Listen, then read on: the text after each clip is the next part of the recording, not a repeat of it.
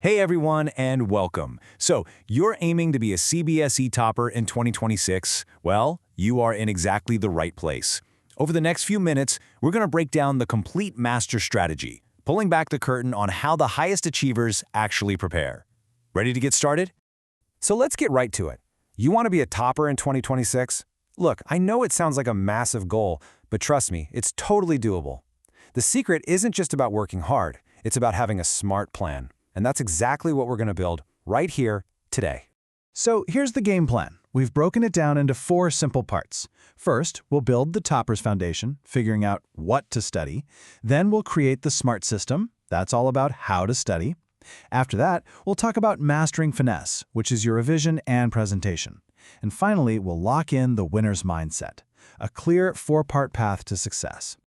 All right, let's dive right into Section 1, the Topper's Foundation. Everything, and I mean everything, starts here.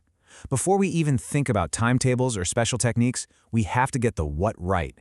This is the bedrock of your entire preparation. Okay, let's cut right to the chase. This is hands down the most important rule you need to know. NCERT is your Bible. Seriously, it's not just another textbook, it's the source code for the entire exam. A whopping 80 to 90% of the questions come directly from it. If you only remember one thing from this whole thing, make it this. So, what does treating NCERT like a Bible actually look like? Well, your action plan is simple, but it's non-negotiable. You've got to read every single line. You need to solve every example and all the questions at the back. And you have to memorize those key diagrams and definitions until you can see them in your sleep. This is where the real work begins. But just mastering NCERT is step 1. Toppers don't just work hard, they work smart, and a huge part of that is being strategic. That means you prioritize chapters based on how many marks they're worth in the exam. You gotta go after the heavy hitters first. And really, this is what it all boils down to. By focusing on those high-weighted chapters first, you're putting your time and energy where you'll get the biggest reward. The formula is as simple as it gets: more marks in less time. That's the definition of studying efficiently. Okay, foundation? Check. It's solid. Now, let's build the engine on top of it. Welcome to Section 2, the SMART system. This is where we turn all that knowledge into a consistent, powerful daily habit that actually gets you results. Look at the 2 paths on this slide. It's a pretty stark difference, right? On one side, you have random, unplanned study, just doing whatever feels right. The result? Almost always low marks. On the other side, you have planned, systematic study. The result? High marks. The message here is crystal clear. A plan isn't just nice to have, it's the difference maker. So what does a winning routine actually look like? Well, here's the blueprint that just works. Instead of burning out on one subject, tackle 2 or 3 each day to keep your brain engaged. Work in focused, deep work sessions of 1 to 2 hours, then take a short break to recharge. And here's the weekly key. Solve 1 full sample paper every single week. No excuses. That's how you build momentum. And this brings us to the absolute game changer: PYQs, that's previous year questions, and sample papers. Why are these so powerful? It's simple, really. The cbse exam patterns tend to repeat themselves. By practicing with these, you're basically getting a sneak peek of the real exam. It's like a legal cheat code. And the payoff from all this practice is huge. First, it makes you way faster and more accurate. But maybe even more important, it builds up this incredible confidence. Imagine walking into the exam hall knowing you've already seen and solved questions just like these dozens of times. That's how you beat exam anxiety before it even starts. Okay, let's move on. You've got the foundation, you've got the system. Now for Section 3, where we add the finesse. This is about adding that final polish, focusing on the details of revision and presentation that can turn a 90 into a 95 or even higher. Look, real revision isn't just about reading everything over and over again. You need a strategy. This 3-level approach is incredibly effective. Think of it like a funnel.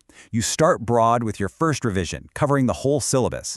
Then you narrow down and focus only on your weak spots. And finally, your third revision is laser-focused on just your past mistakes and critical formulas. Your effort always goes where it's needed most. Now, time for a little bit of tough love. So many students know the right answer, and they still lose marks. Why? Presentation. I call these hidden marks, points that are just left on the table, not because of what you know, but how you show it. Let's make sure you grab every single one. So how do you find those hidden marks?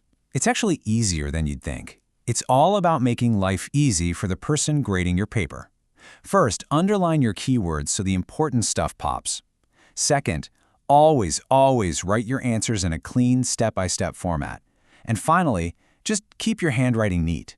These little things scream confidence and clarity, and they can make a huge difference to your final score. And that brings us to our final, and you could argue, most important section, the winner's mindset.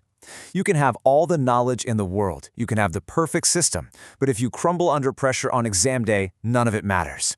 This is what truly separates the toppers from everyone else. Let's start with what not to do. A winner's mindset is just as much about avoiding the traps as it is about building good habits. And trust me, there are traps. This image highlights some of the biggest mistakes that will absolutely cost you marks. Let's break them down. Here are the 4 big ones, the things that can totally derail your preparation. First, only using guidebooks. We already know NCRT is king. Second, skipping revision. It's not optional, it's essential. Third, ignoring the syllabus. Don't waste a second on topics that won't even be on the test. And of course, the classic mistake, last-minute cramming. It just creates stress and you don't really learn anything. This brings us to a super important equation. Stress control equals a high score. Let's bust a myth right now. Toppers are not robots. They feel stress just like you and me. The big difference is they have a system to manage it, to keep it in check so it doesn't take over. And here's your toolkit for doing just that. First, you have to protect your sleep.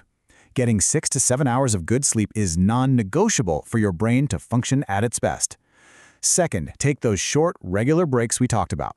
And third, you have to actively practice stopping the overthinking cycle. These aren't luxuries, they are essential tools for peak performance. So let's put it all together. This timeline is your path to the top. It starts right now, in 2025, by building that rock-solid foundation with NCERT. Then, early next year, you create your system with a timetable and PYQs. By the middle of 2026, you're polishing your skills with revision and presentation. And finally, when exam time hits, you master your mindset and control the stress. A clear, step-by-step roadmap to success. And that's the plan. Your journey to becoming a topper doesn't start tomorrow or next week. It starts the second this is over. So, I'll leave you with this one question. What will your first step be? Decide on it right now. Thanks for joining me, and I wish you all the best.